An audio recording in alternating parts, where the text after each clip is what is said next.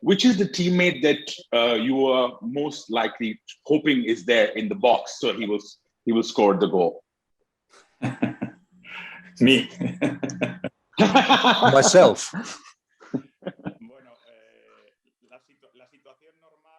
Well, in normal circumstances, it should be me in the penalty box and not somebody else who would be crossing the ball into the penalty box. But if I had to choose somebody, I've played with some really good football players in my lifetime. Raúl Perso, for example, who was really good at heading goals, scored very good headers. David Villa in Valencia as well. So we're talking about centre forwards who are always good at heading the ball. But I also like to head the ball, so I would have liked to have been in the penalty area myself. My second question to you, Fernando, is basically, in your playing time in La Liga, who was the toughest Spanish centre-back that you were against, who you knew would just put in a really rough or hard tackle in the 90 minutes that you played against? Well, whenever I'm asked this question, I always mention an Argentine player who played in Valencia, who was a centre-back, a very strong centre-back. He was very difficult to get round, Alaya. He was one of the hardest centre-backs that we had to deal with as centre-forwards, because he was a player who was always playing right on the edge of what was legal. You know, he was a tall player and he was good at heading the ball. And personally, he made my life very, very difficult. But then in Europe, I also had to play against other difficult centre-backs. Maldini, Materazzi, for example, who was a difficult centre-back to play against. But in La Liga, I would say Ayala.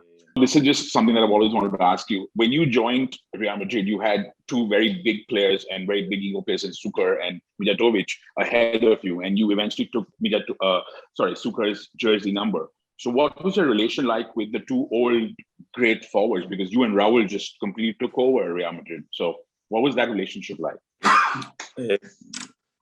Para mí fue importante. Yeah, well, for me, it was very important to join Real Madrid with these two players, Suker and Mijatovic. They were two players with great potential. They were competitors of mine, of course, but I had a very healthy relationship with both of them, with both Suker and Mijatovic.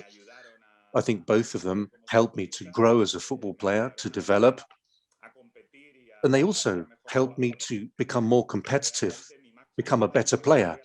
And what I was most excited about when I joined Real Madrid was to compete with the best strikers in the world and have the option to compete with Suker and Mijatovic, who just completed an excellent season. The season before, they'd won the La Liga. For me, it was a big challenge. It was something really exciting, and that's what really encouraged me to join Real Madrid.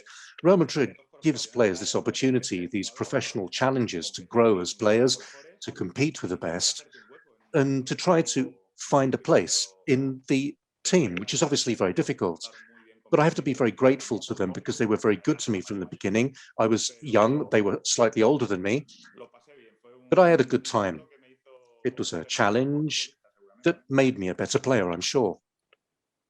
Even because you didn't ever have to go against Diego or Sanchez in your career as well. So my last and final question to you is something that's my oldest question to anybody related to La Liga and Real Madrid, is that don't you think Real Madrid or Barcelona should really add India to their preseason tour to expand the reach of La Liga in Asia? And for these clubs to reach every corner of the globe.